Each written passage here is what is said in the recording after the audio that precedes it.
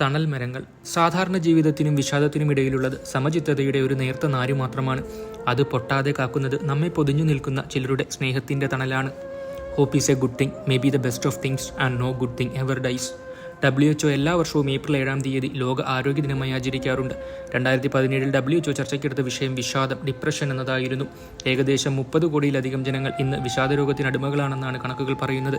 Let's talk എന്നതായിരുന്നു വിഷാദത്തെ മറികടക്കാനായി WHO നടത്തിയ ക്യാമ്പയിൻ്റെ പരസ്യവാചകം. സ്വന്തം ഭയങ്ങളും ആകുലതകളും സങ്കടങ്ങളും പൂർണ്ണ വിശ്വാസത്തോടെ ഏറ്റുപറയാൻ ഒരിടമുണ്ടാകുക എന്നതാണ് ഈ ഒരു രോഗത്തെ മറികടക്കാനുള്ള ഏറ്റവും നല്ല മാർഗം. ജീവിതമെന്ന് പറയുന്നത് പണ്ട് പപ്പുച്ചേട്ടൻ താമരശ്ശേരി ചുരത്തിൽ റോഡ് റോളർ ഓടിച്ചതുപോലെയാണ്. കടുകുമണി വ്യത്യാസത്തിൽ സ്റ്റിയറിംഗ് ഒന്ന് അങ്ങോട്ടോ ഒന്നിങ്ങോട്ടോ മാറിയാൽ മതി, നമ്മുടെ എഞ്ചിൻ തവിടുപൊടി. എല്ലാം തുറന്നു പറയാൻ ചില സുഹൃത്തുക്കളൊക്കെ ഇല്ലായിരുന്നെങ്കിൽ പണ്ടേ എൻ്റെയൊക്കെ എഞ്ചിൻ ഔട്ട് കംപ്ലീറ്റ്ലി ആയി പോയേനെ. വലിയ ചിരിയൊന്നും വരുന്നില്ല. അവളെ ഞാനൊന്ന് നോക്കി.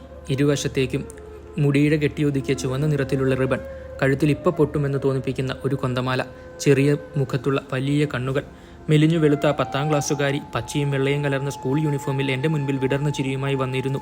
അന്ന് ഞാനെടുത്ത ക്ലാസ്സിൽ ഏറ്റവും മിടുക്കിയായ ഉത്തരങ്ങൾ പറഞ്ഞതും എപ്പോഴും ചിരിച്ചുകൊണ്ട് എന്നെ ആകാംക്ഷയോടെ നോക്കിയിരുന്നതുമായ കണ്ണുകൾ അവളുടേതായിരുന്നു. 10-ാം ക്ലാസ്സിലെ കുട്ടികൾക്ക് മോട്ടിവേഷൻ ക്ലാസ് എടുക്കണമെന്ന് പറഞ്ഞപ്പോൾ വെറുമൊരു പുസ്തകം എഴുതി എന്നതിൻ്റെ പേരിൽ മാത്രം ക്ലാസ് എടുക്കാൻ ഞാൻ ആരുമല്ല എന്ന് എന്നെ വിളിച്ച അധ്യാപികയോട് തുറന്നു പറഞ്ഞതാണ്. പാവപ്പെട്ട കുറേ കുട്ടികൾ പഠിക്കുന്ന ഒരു വിദ്യാലയമാണിത്. നിങ്ങളുടെ ഫേസ്ബുക്ക് പോസ്റ്റുകൾ വായിച്ചിട്ടാണ് ഞാൻ വിളിക്കുന്നത്. അതുപോലെ എന്തെങ്കിലും നല്ലത് പറഞ്ഞു കൊടുത്താൽ മതി. ഞങ്ങൾ പറഞ്ഞാൽ ഇവർ വകവയ്ക്കില്ല. നിങ്ങൾ ചെറുപ്പക്കാരനായതുകൊണ്ട് ഒരുപക്ഷെ അവർ നിങ്ങളെ കേട്ടിരുന്നു എന്ന് വരും. ദയവായി വരണം. അവർ പിന്നെയും എന്നെ നിർബന്ധിച്ചു. ഞാൻ പോകാമെന്ന് തീരുമാനിച്ചെങ്കിലും ചില കാര്യങ്ങൾ ആദ്യമേ വ്യക്തമാക്കേണ്ടതുണ്ടെന്ന് തോന്നി. ടീച്ചർ, ഞാനൊരു മോട്ടിവേഷൻ സ്പീക്കറല്ല. എനിക്കറിയാവുന്ന കാര്യങ്ങൾ പങ്കുവയ്ക്കാൻ തയ്യാറാണ്. പക്ഷേ അത് നിങ്ങൾ ഉദ്ദേശിക്കുന്നത് പോലെ പഠനത്തിൽ ഉയരാനുള്ള എളുപ്പവഴികൾ അല്ലെങ്കിൽ ജീവിത വിജയത്തിന് ആവശ്യമായ പാഠങ്ങൾ അങ്ങനെയൊന്നും ആയിരിക്കില്ല. ഞാൻ കുറച്ച് പുസ്തകങ്ങളൊക്കെ വായിക്കാറുണ്ട്. പിന്നെ ജീവിതം പഠിപ്പിച്ച ചെറിയ കാര്യങ്ങൾ, അവ കൂട്ടിച്ചേർന്നുണ്ടാകുന്ന ചില അനുഭവങ്ങൾ. അത് പങ്കുവയ്ക്കലാനാണ് സാധ്യത. അതൊക്കെ മതി ജോസഫ്, ഒരുപാട് സന്തോഷം. വായിച്ചു തള്ളിയ പുസ്തകങ്ങൾ പൊടിതട്ടിയെടുത്ത് ജീവിതത്തിൽ പതറിപ്പോയ ചിലരുടെ ജീവിതങ്ങളും പിന്നീട് അവർ നടത്തിയ മുന്നേറ്റങ്ങളും കോർത്തിണക്കി അത്ര ബോറടിപ്പിക്കാത്ത ഒരു ക്ലാസ്, അതായിരുന്നു എൻ്റെ മനസ്സിൽ. വിദ്യാലയത്തിൽ ചെന്നപ്പോൾ ആ സ്കൂളിൻ്റെ അവസ്ഥ കണ്ട് ഞാൻ ഞെട്ടിപ്പോയി. ഓടിട്ട ഒരു പഴഞ്ചൻ കെട്ടിടം, ഗ്രൗണ്ടിൽ കളിക്കുന്ന കുട്ടികൾ ഉപയോഗിക്കുന്ന പന്ത് കണ്ടപ്പോഴേ അവിടുത്തെ സൗകര്യങ്ങളെക്കുറിച്ച് എനിക്ക് ഏകദേശ ധാരണയൊക്കെ കിട്ടി. കീറിപ്പറഞ്ഞൊരു ഫുട്ബോൾ പന്ത്, അതിൻ്റെ ഉള്ളിലെ ഓറഞ്ച് നിറമുള്ള ബ്ലാഡർ വരെ കാണാം. പിന്നെ സ്റ്റാഫ് റൂമിൽ പോയി അധ്യാപകർക്കുള്ള സൗകര്യങ്ങൾ കൂടി കണ്ടപ്പോൾ സത്യം പറഞ്ഞാൽ സങ്കടം വന്നു. ബാത്റൂമിൻ്റെ മുൻപിലിട്ടിരിക്കുന്നത് പവിഴമരിയുടെ അരിച്ചാക്കുകളാണ്.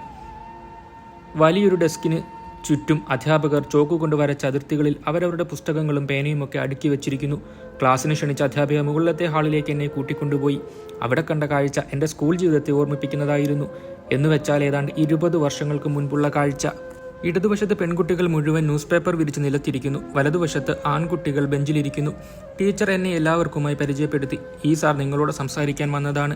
എല്ലാവരും ശ്രദ്ധിച്ചു കേൾക്കണം. 3/4 മണിക്കൂർ കഴിയുമ്പോൾ പെൺകുട്ടികൾ ബെഞ്ചിലും ആൺകുട്ടികൾ താഴെയും ഇരിക്കേണ്ടതാണ്. പുറമേ നിന്ന് വന്ന ഒരാളായതുകൊണ്ടും ചെറുപ്പക്കാരനായതുകൊണ്ടും കുട്ടികളുടെ മുഖത്തു ചിരിയും കൗതുകവും ഉണ്ടായിരുന്നു. ആ ചിരിയിൽ നിന്ന് തന്നെ ഞാൻ തുടങ്ങി. ദേ, നിങ്ങളെ നന്നാക്കാൻ ഈ ടീച്ചർ വിളിച്ചിട്ട് വന്നതാണ് ഞാൻ. നിങ്ങൾ നല്ല പിള്ളേരല്ലേ? അതെ, എല്ലാവരും ഉറക്കെ വിളിച്ചു പറഞ്ഞു. എന്നാൽ ഞാനൊരു സത്യം പറയട്ടെ, ഞാൻ ചുമ്മാ കുറച്ചു നേരം നിങ്ങളോട് വർത്തമാനം പറയാൻ വന്നതാണ്. എന്നാൽ പിന്നെ നമുക്ക് സച്ചിനെക്കുറിച്ച് പറഞ്ഞു തുടങ്ങിയാലോ? സച്ചിനെ ഇഷ്ടമാണോ? ഹോൾ മുഴുവൻ മുഴങ്ങുമാറ് കുട്ടികൾ ഇഷ്ടമാണ് എന്നലറി. സച്ചിനെയും മെസ്സിയെയും മലാലെയും ഇടയ്ക്കിടയ്ക്ക് ഞാൻ കണ്ട ചില നല്ല മനുഷ്യരുടെയും കഥകൾ കേട്ട് കുട്ടികൾ വലിയ താല്പര്യത്തോടെ മുഴുവൻ സമയവും എന്നെ കേട്ടിരുന്നു. ക്ലാസ് കഴിഞ്ഞപ്പോൾ എന്നെ വിളിച്ച അധ്യാപിക വിദ്യാർത്ഥികളോട് ചോദിച്ചു, ആർക്കെങ്കിലും സാറിനോട് പേഴ്സണലായി സംസാരിക്കാൻ ആഗ്രഹമുണ്ടെങ്കിൽ കൈപൊക്കുക. ആദ്യത്തെ 3 പേർക്ക് അവസരം നൽകും. അതിലാദ്യം കൈപൊക്കിയ കുട്ടിയാണ് എൻ്റെ മുന്നിലിരിക്കുന്ന ഞാൻ ആദ്യമേ പറഞ്ഞ ആ പെൺകുട്ടി. നമസ്കാരം സാർ, അവൾ കൈകൾ കൂപ്പി ചിരിച്ചുകൊണ്ട് പറഞ്ഞു. സാർ എന്നൊന്നും വിളിക്കേണ്ട. ക്ലാസ്സിൽ വളരെ ആക്റ്റീവായി ആയിരുന്നല്ലോ നീ. ഞാൻ ശ്രദ്ധിച്ചിരുന്നു. എന്താണ് നിനക്ക് പറയാനുള്ളത്? മേഘം സൂര്യനെ മറയ്ക്കുന്നത് പോലെ അവളുടെ മുഖത്തെ ചിരി മാഞ്ഞ് ഒരുതരം വിഷാദം പടർന്നു പിടിക്കുന്നത് ഞാൻ കണ്ടു. കുറച്ച് സമയമെടുത്ത് അവൾ പറഞ്ഞു തുടങ്ങി. എൻ്റെ ഉള്ളിൽ മുഴുവൻ കരച്ചിലാണ് സാർ. കുറേ നാളുകൾക്ക് ശേഷം ഇന്നാണ് ഞാനൊന്ന് ചിരിച്ചത്. ഓരോ ദിവസവും ഞാൻ നീറിയാണ് ജീവിക്കുന്നത്. അവളുടെ കണ്ണുകൾ നിറഞ്ഞൊഴുകാൻ തുടങ്ങി. മെല്ലെ അതൊരു വിങ്ങിപ്പൊട്ടലായി മാറി. ഞാനൊന്നും പറഞ്ഞില്ല. അവളെ കരയാൻ അനുവദിച്ച് അവളുടെ അടുത്ത വാക്കുകൾക്കായി കാത്തിരുന്നു. സാർ, അടുത്തുള്ള സ്കൂളിലെ ഒരു സീനിയർ ചേട്ടൻ എന്നെ വലിയ കാര്യമായിരുന്നു. എന്നോട് ഇഷ്ടമാണെന്ന് പറഞ്ഞ് പിന്നാലെ നടന്നിരുന്നു. പലതവണ ഞാൻ എതിർത്തതാണ്. പക്ഷേ ആ ചേട്ടൻ പിന്നെയും ഇഷ്ടമാണെന്നും സത്യസന്ധമായി സ്നേഹിക്കുന്നു എന്നൊക്കെ പറഞ്ഞ് എപ്പോഴും എൻ്റെ അടുത്തു വരുമായിരുന്നു. ഒടുവിൽ എനിക്ക് ആ ചേട്ടനോട് സിമ്പതിയായി. അത് പിന്നീട് ചെറിയ ഇഷ്ടമായി വളർന്നു.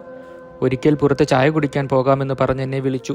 എൻ്റെ വീട്ടുകാർ ഇതറിഞ്ഞാൽ എന്നെ കൊല്ലുമെന്ന് പറഞ്ഞപ്പോൾ ഒരു തവണ മാത്രം എന്ന് പറഞ്ഞ് എന്നെ കൂട്ടിക്കൊണ്ടുപോയി. മെല്ലെ മെല്ലെ അതൊക്കെ ഒരു ശീലമായി. ഇത് പറഞ്ഞതും അവളുടെ കരച്ചിലിൻ്റെ ശബ്ദമുയർന്നു. എന്നോട് സംസാരിക്കാൻ കാത്തിരുന്ന മറ്റു 2 കുട്ടികൾ അകലെ നിന്ന് ഇവളുടെ കരച്ചിൽ ശബ്ദം കേട്ട് എന്തൊക്കെയോ പരസ്പരം സംസാരിക്കുന്നത് എനിക്ക് കാണാമായിരുന്നു. ഞാൻ കസേര കുറച്ചുകൂടി അടുപ്പിച്ചിട്ട് അവളോട് സങ്കടപ്പെടാതെ കാര്യം പറയാൻ ആവശ്യപ്പെട്ടു. കണ്ണുകൾ തുടച്ച് പുറത്തേക്ക് നോക്കി കുറച്ചു നേരം എന്തോ ചിന്തിച്ച ശേഷം അവൾ തുടർന്നു. എന്നോട് ചെല്ലാൻ പറഞ്ഞ സ്ഥലത്തൊക്കെ പിന്നീട് ഞാൻ പോയിട്ടുണ്ട്. സ്നേഹം കൊണ്ട് മാത്രമാണ് ഞാൻ പോയത്. പക്ഷേ ആ ചേട്ടൻ എന്നോടല്ലായിരുന്നു ഇഷ്ടം, എൻ്റെ ശരീരത്തോടായിരുന്നു. എല്ലാം നേടിയപ്പോൾ എന്നെ ഉപേക്ഷിച്ചു. ഞാനൊരു ചീത്ത പെൺകുട്ടിയാണോ സാർ? അവളുടെ കണ്ണുകൾ ചുവന്നു. കവിളുകളിൽ നിഷ്കളങ്കതയുടെ കണ്ണീരൊഴുകുന്നുണ്ടായിരുന്നു. ലജ്ജയോടെ തലതാഴ്ത്തി കഴുത്തിലെ കൊന്തമാല നെഞ്ചോട് ചേർത്ത് വിതുമ്പിക്കൊണ്ട് അവൾ തുടർന്നു. എൻ്റെ അമ്മ ഒരു പാവമാണ്. എനിക്ക് വേണ്ടി എല്ലാ ദിവസവും എൻ്റെ മകളെ കാത്തുകൊള്ളണമേ എന്നും പറഞ്ഞ് മുട്ടിന്മേൽ നിന്നാണ് അമ്മ പ്രാർത്ഥിക്കുക. എൻ്റെ അനുജത്തിയോടെ എന്നെ കണ്ടുപഠിക്കാനാണ് അമ്മ പറയുന്നത്. അമ്മയോടും അനുജത്തിയോടുമൊക്കെ മനസ്സ് തുറന്ന് സംസാരിച്ചിട്ടൊക്കെ കുറേ കാലമായി.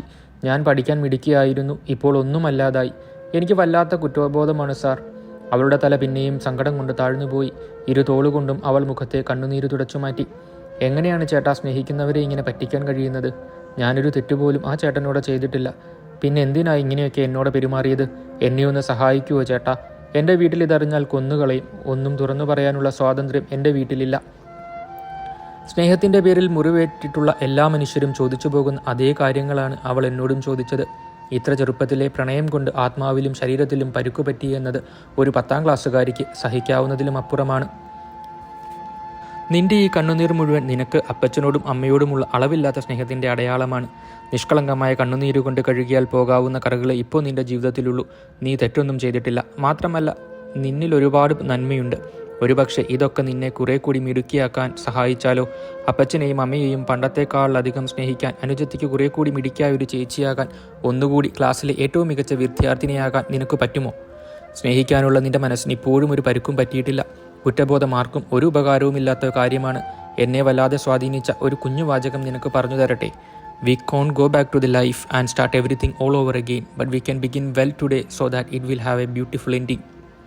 നമുക്ക് പഴയ ജീവിതത്തിലോട്ട് പോയി എല്ലാം വീണ്ടും തുടങ്ങാൻ പറ്റില്ലല്ലോ.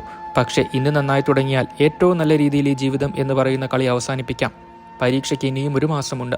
ഇന്ന് തുടങ്ങി നീ വീണ്ടും പഴയ പോലെ പഠിക്കണം. ക്ലാസ്സിൽ ഏറ്റവും ഉയർന്ന മാർക്ക് വാങ്ങുന്ന കുട്ടിയാവണം. 10ാം ക്ലാസ് റിസൾട്ട് വരുന്ന ദിവസം ഞാൻ ടീച്ചറോട് ചോദിക്കും, സ്കൂൾ ടോപ്പ് ആരാണ് ടീച്ചറെ എന്ന്. ആ ദിവസം ടീച്ചർ ചിരിച്ചുകൊണ്ട് പറയുന്നത് നിന്റെ പേരായിരിക്കണം.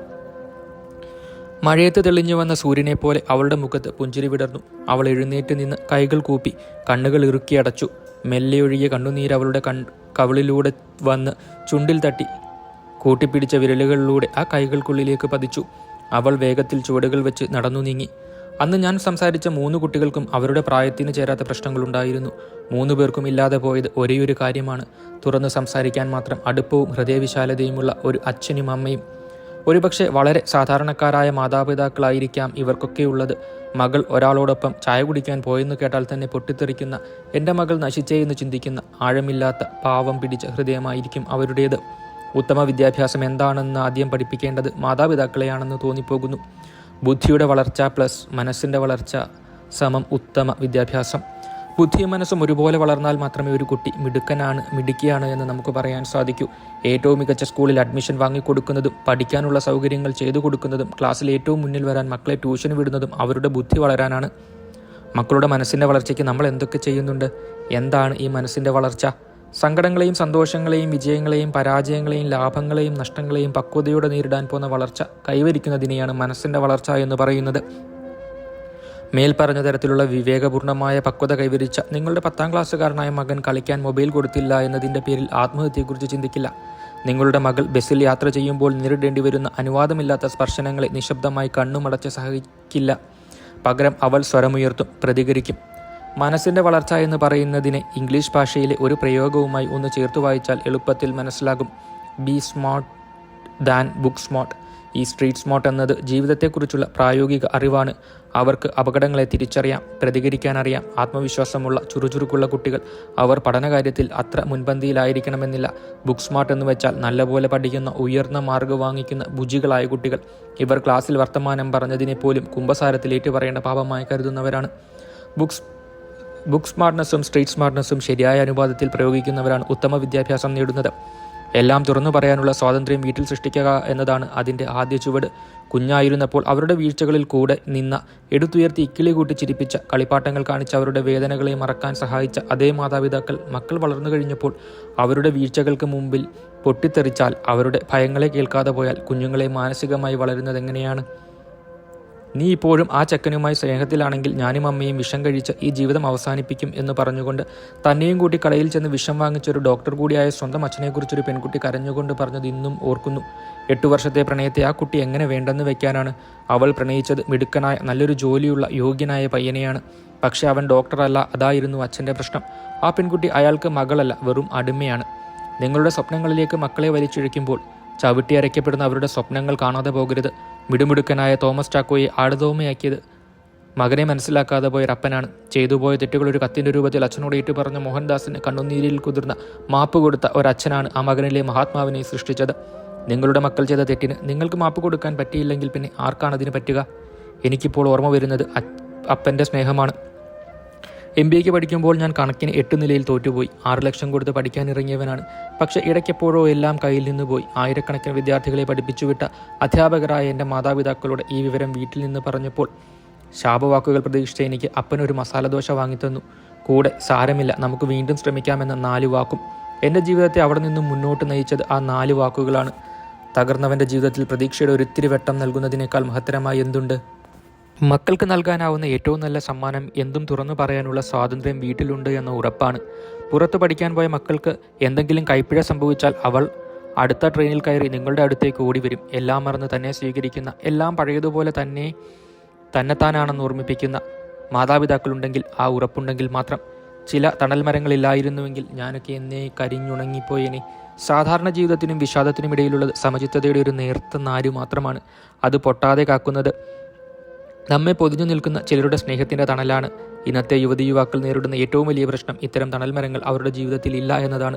നിങ്ങളുടെ മനസ്സ് കലങ്ങുമ്പോൾ ഒന്ന് ചോദിക്കാതെ തന്നിലേക്ക് ഓടിക്കയറാൻ മാത്രം സ്വാതന്ത്ര്യമുള്ളൊരു സുഹൃത്തു പോലുമില്ലെങ്കിൽ നിങ്ങൾ വെറുമൊരു ദരിദ്രനാണ്. പ്രാഞ്ചിയേട്ടനോട് ഫ്രാൻസിസ് പുണ്യാളൻ ചോദിച്ചതുപോലെ, നേടിയെന്ന് നമ്മൾ കരുതിയതൊക്കെ യഥാർത്ഥത്തിൽ നേട്ടമാണോ? ആർക്കെങ്കിലുമൊക്കെ ഒരു തണൽമരമാവുക എന്നതാണ് ഈ ജീവിതത്തിൻ്റെ യഥാർത്ഥ ലക്ഷ്യമെന്ന് തോന്നുന്നു. ജീവിതം കൊടുത്ത ചൂടുകൊണ്ട് പൊള്ളിപ്പോയ മനസ്സുകൾക്ക് ഒരല്പം കുളിര് നൽകുന്ന തണലായി എളുപ്പത്തിൽ ഓടിക്കയറാവുന്ന മരത്തിൻ്റെ പച്ചയാവുക. ദൈവമേ, നിനക്ക് നന്ദി എന്ന് മാത്രമേ എനിക്കിന്ന് പറയുവാനുള്ളൂ. ഇടറി വീണപ്പോൾ കൈതന്ന് സഹായിച്ച എത്രയെത്ര നല്ല മുഖങ്ങൾ മനസ്സിലൂടെ മിന്നിമാഞ്ഞു പോകുന്നുണ്ട്. എവിടെയൊക്കെയോ തട്ടിത്തകർന്നു പോകാൻ സാധ്യതയുള്ള ഒരു ജീവിതമായിരുന്നു. പക്ഷേ പിന്നിട്ട വഴികളിൽ ആരൊക്കെയോ നീട്ടിയ കരങ്ങളും നല്ല വാക്കുകളുമാണ് മുൻപോട്ട് പോകാൻ ഊർജ്ജം തന്നത്. എനിക്ക് തണല് തന്ന നന്മ മരങ്ങൾ. ഇനിയുമുണ്ട് നീണ്ട വഴികൾ. ചിലപ്പോൾ ഞാൻ ഇടറി വീണേക്കാം, പക്ഷേ എനിക്ക് ഭയമില്ല. എൻ്റെ മാതാപിതാക്കളുടെ സ്നേഹം കാവലായി എനിക്ക് ചുറ്റുമുണ്ട്. ഒരു പിടി നല്ല സുഹൃത്തുക്കളുമുണ്ട്. ഒടുവിൽ എന്നെ ചേർത്ത് പിടിക്കുന്ന സ്നേഹത്തിൻ്റെ തിരുവത്താഴം വിളമ്പുന്ന ദൈവമേ നീയും. ദൈവമേ, നീ എന്നെ എല്ലാവർക്കും എല്ലാ കാലത്തേക്കുമുള്ള തണൽ വൃക്ഷമാക്കണമേ. എത്രയോ പേരുടെ കരുണയുടെയും സ്നേഹത്തിൻ്റെയും കൂട്ടിവയ്പ്പാണ് ഈ ജീവിതം എന്നോർക്കുമ്പോൾ തന്നെ എൻ്റെ കണ്ണ് നിറഞ്ഞു പോകുന്നു.